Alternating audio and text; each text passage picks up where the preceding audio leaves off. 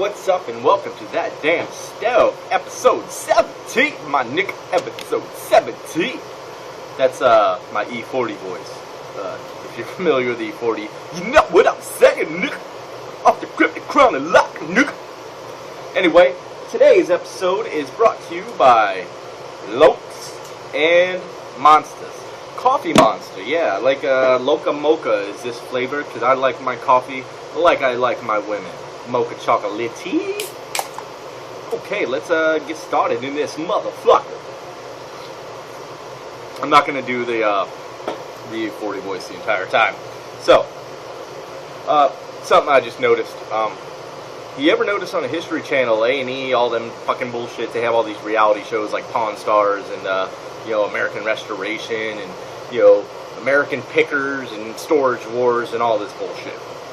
While somewhat entertaining, and you might actually learn something about history slightly somehow, I don't know how that works. Have you ever noticed these production companies? They always have a way of making any job look cool, because they take the stars of these and they put sunglasses on them and they cross their arms and they do like a slow rotate like that, and it just makes any job look cool. Like, here, I'll take the hat off. Okay, excuse my hair, it's kind of fucked up right now. But we're going to do this. We're going to do a test. Ready? Ready? Okay. This is going to be for prostitute gynecologists. Prostitute gynecologists. Okay, now we're going to go for another one. Rectal cactus removers.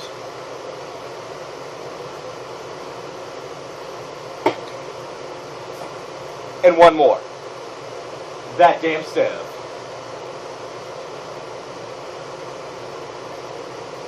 That looked like the coolest fucking shit ever, and you cannot deny it. You cannot deny it, nigga. Okay, anyway, let's move on further, because that was entertaining as fuck. At least I think so. I also saw a commercial. I watched a lot of TV today because, you know, it's Labor Day. Really, I was being laborious. I was sat on my fucking ass on the government tit and thought of stuff to talk about. That's what I do. That's what I get paid to do. So don't hate. And if you hate, feel free.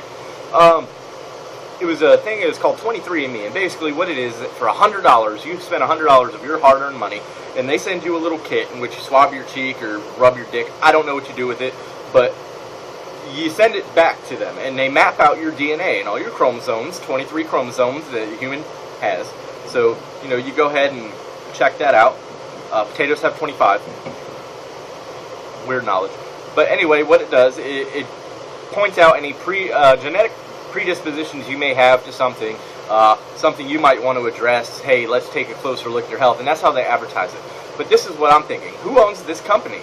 And you know, I didn't do the research again because I'm an asshole, and I'm not just going to hand stuff to you. I want you to research it yourself. Who owns the company that's doing these tests? Now, what are they a subsidiary of? What are they a subsidiary of? And I bet through 8 layers of bullshit, it goes back to something federal or something that the government promotes. Now, let's see this. They want you to send in your DNA, and as a reward, they're going to tell you all this stuff about you. Well, think about this. What would your federal government love to have? They would love to have your DNA on file so they can know who you are exactly, down to the molecular level. And then you have your address, because, of course, you sent it from your address. So they know where you live and what your DNA is. Sounds like a database to be built, but maybe I'm just paranoid. Now, speaking of government, let's go into this shit with Syria. Yeah, and I've seen a lot of posts about it now, and people are like, well, you know, they used chemical weapons, so something has to be done. Okay, sheeple, let me point this out to you. Your government secretly uses chemical weapons against you. Now, we may not be dying in mass numbers, but we are dying slowly but surely, and does that make it right? You know, every time you drink tap water, you're ingesting fluoride. Fluoride is a fucking poison, by the way, if you didn't know, check it out. And it affects your pineal gland, which is, you know, that's a whole other conversation about the pineal gland, which you need. You look at the sky and you see those nice little clouds that the planes are making. They're not making fucking clouds. What do you think that is? That's chemicals. It's called a chemtrail. Look it up. See what it does. Medications, pharmaceuticals being created in these labs to solve all your problems and all your ailments, but here's the side effects. You're going to have rectal bleeding, death, shortness of breath, you know, all that fucking shit. That's worse than what it is. You know, they look at your kids and say, oh, your kid has attention deficit disorder. No, your kid does not have attention deficit disorder. They're a fucking kid. You know what the side of, you know, you say, oh, these are symptoms of ADD. You can't pay attention. You can't sit still. You can't focus on more than one thing for 20 minutes. You know, the list goes on. Here are the symptoms of being a fucking normal 8-year-old. You can't sit still. You can't pay attention. You can't shut up. You can't focus on one thing, you know, in a short time period. Oh, the kid must be fucked up. But we believe this, and we let these people medicate our children and medicate us as well. Well, we're using chemical warfare on our fucking self. And it's to my opinion that in Syria, that's their business. Let them take care of it. When did we become the motherfucking world police? Now, I am a veteran and I'm proud to serve I was proud to serve my country. But that's neither here nor there. Why are we going there? Profiteering, maybe? I would think so. Because that's what Iraq was about, believe it or not. It was about profiteering. You know, having been there, I can say there was a lot of unnecessary civilian stuff going on. You know, we had a bunch of equipment made that we kind of really didn't need. Now, let's look into the budget crisis and see where fiscally does it work out that we can do this. Now, I don't believe there's any room. We've got hungry children in America. We've got homeless people in America. We've got homeless, hungry veterans who live on the streets with their fucking family. You're really taking good care of them, aren't you? But let one motherfucker gas another motherfucker in another country that don't fucking even matter to us because it has nothing to do except for its petroleum, its iron ore, you know, and other valuable resources that we may want to get our sticky little hands on. You know, let's set up a world bank and rule their currency as well. Because, you know, once every country has a world bank, then we're going to have a world currency. Once we have a world currency, then we're all brought together. And if we're all brought together, then we get regulated together. And everybody loses their culture. Imagine that. Let's fucking start this new world order right off. Cool. And it's happening with your eyes fucking completely closed while they're open. Wake the fuck up, my friends. But that's enough. Okay, that's enough of ranting. Yeah. Okay, but anyway, yeah, let's look at the resources Syria has, and then it's really none of our business because it's in our country, and we have all these hungry people in America and homeless people in America, and we still owe billions and billions and billions and trillions of dollars to China and other countries, but let's go send some cruise missiles over to Syria and spend, you know, what are they at now? 21.5 million, I believe. Don't quote me on that, but it's a ballpark number. But that's about how much one missile costs. And, you know, we're going to bomb the fuck out of them, you know, to bring democracy. So, figure at least 200 of those. Now, do the math. 200 times 20 million, that's a few... Yeah, it's a lot of money. So, I'm not a mathematician, but that's a lot of fucking money. Money that could be well spent, in fact, to, hey, let's find homes for these veterans and help them feed their families.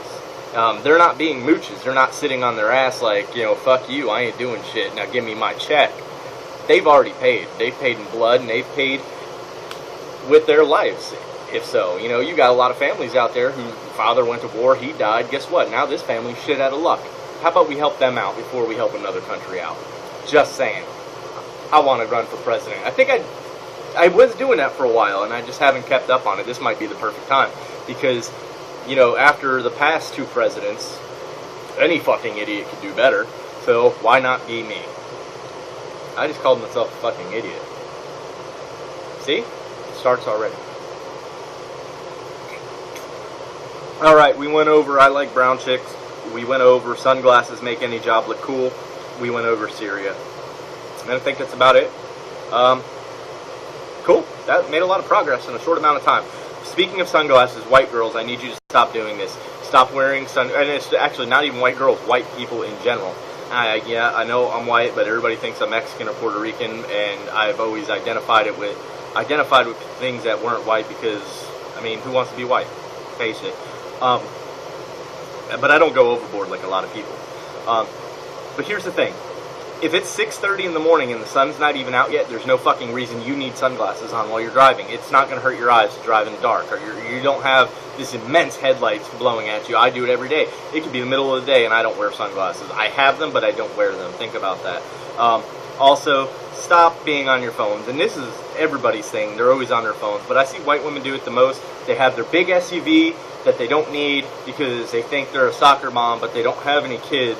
Their huge sunglasses on, Starbucks in one hand, cell phone in the other hand. How the fuck are you driving? I had a fat bitch almost fucking kill me on my goddamn bike because she was trying to juggle the Starbucks and the cell phone. Bitch, 1, you're fat. Get off the Starbucks.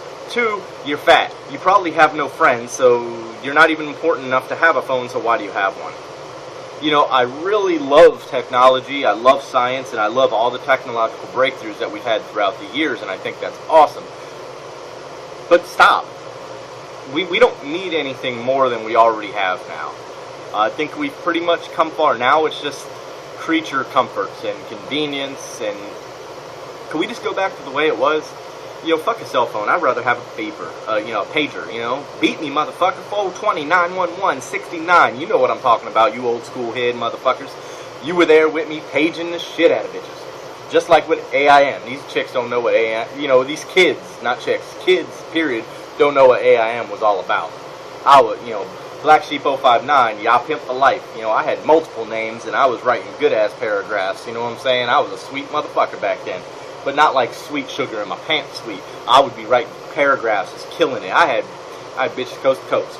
Now I only got one, and that's all that matters. And she, of course, is a loca mocha. Crazy mocha. Yes, I love that. I'm going to use that. So without further ado, Snoochie Boochie, stay resistant, fuck the government. Wake up, investigate, do some research on yourself. Keep watching this show. Share, subscribe it, like it, love you. Deuce.